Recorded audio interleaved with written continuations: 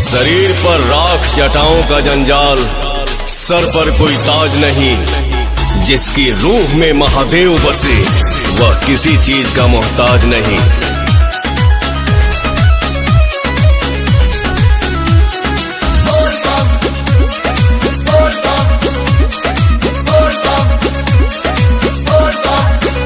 आजकल इग्नोर करो तारा, भगत के कुछ और करो तारा। सब बुझाता हमरा हो। आजकल इग्नोर करो तारा, भगत के कुछ और करो तारा। जब के पिया तारा गजाए राजा, भाव न देला मोरा बाके। डोंट डिस्टर्ब मी पगली। अच्छा सावन के बाद आके मिली है ये सोना, सेवा में बानी भोले बाबा के। सावन के बाद आके मिली है ये सोना, सेवा में बानी भोले बाबा के।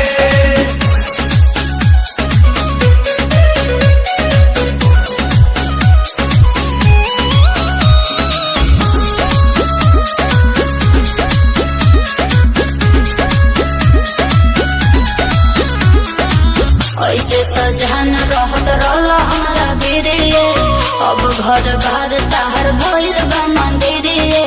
धोल ले बाबू आओ हाथा से लाई बेल पातानु हो, भसम लगाइले माथानु हो। भांग के भोजन करेला दोनों बेरा, भाव मिठाई न दाबा के।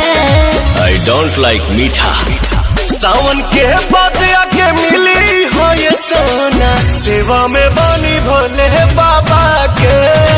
सावन के बाद आके मिली हो ये सोना, सेवा में बानी भोले बाबा के। मृत्यु का भय उनको है जिनके कर्मों में दाग है।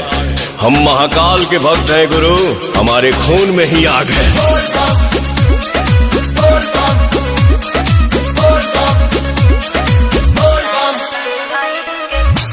कमाई के कह देला राजा, आसु प्रियंसु करन शिव चराचा।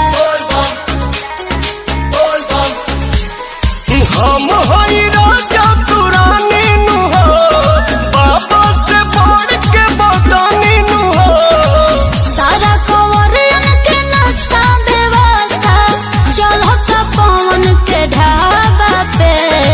सावन के बाद आके मिली है ये सोना, सेवा में बानी भोले बाबा के।